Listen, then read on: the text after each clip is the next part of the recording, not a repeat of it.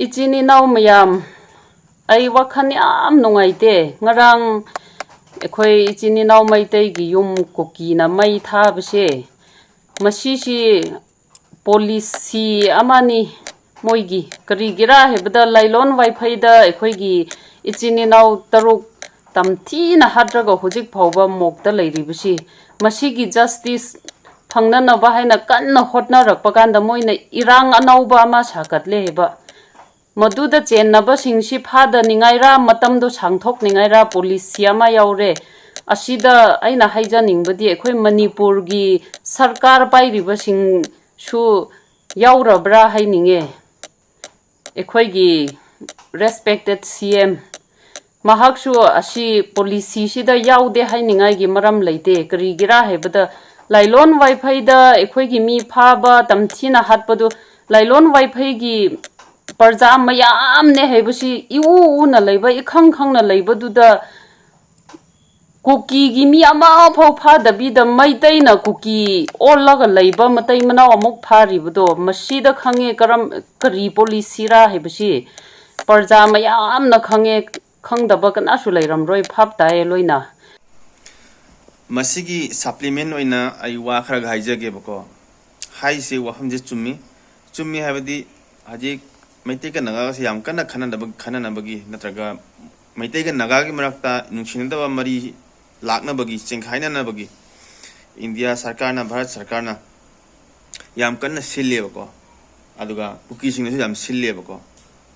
cookie ID cookie job myam chingsina social media that mayama fake account fake comment kadi tawdana ko fake profile semdana adu myam thengnada thengnari neba thengnaba do uyeba aduna Naga taruk hat hibagi misingdo pha binabagi Naga taruk ki justice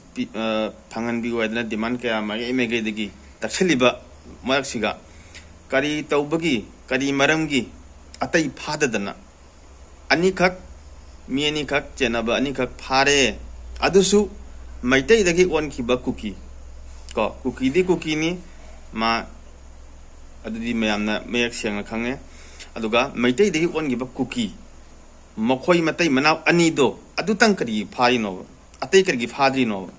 adudi hariba haji social media da Meitei amusung Naga gimarakta nungaina bagi nungsinadana bagi sileiba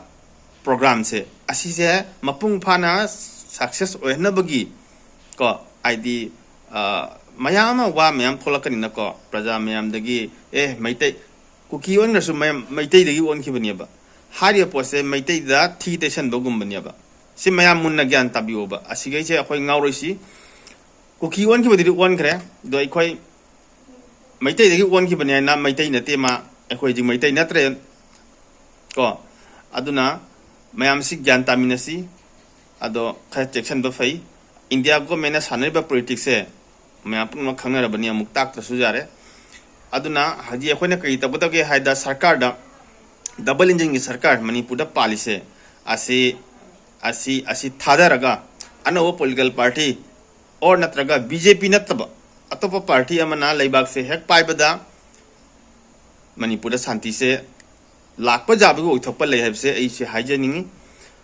da mayam loyapok isi jengminasi aduga ei video helo sinjare thank you ma'am adubo noigi policy asina asomaina sana ringaida migi imungdi mitpi gangdri tomba chaba yadri hujik phawba karigira eraga kana karamba imungna mokta moigi mapagi mawagi mayambagi asiba hakchang thamraga nungaina chaba tomba ngamga dobra numit kaya shure kaya mokuire mokhoina tumlak taba charak taba mittagi pi kangdabasi mi oiba magi wakhan khajiktang khallabadi maduda kapraga leiba family sing potha pham khangdana leiriba singdugi hanna hotna pham thokdro yam nungaite yam pende aduna sumaina irang anau ba sakhadraga kayam kuina sangthokani noina justice bida family dugi laikhidraba singdo hinglakadawba nate punsi chupa moi adum awatpa nungaitaba asi amasi puraga adum hingkhigadawbni adubu justice pipirabdi khajik-tang oirabusu moi yumduda pot thaba ngamganidana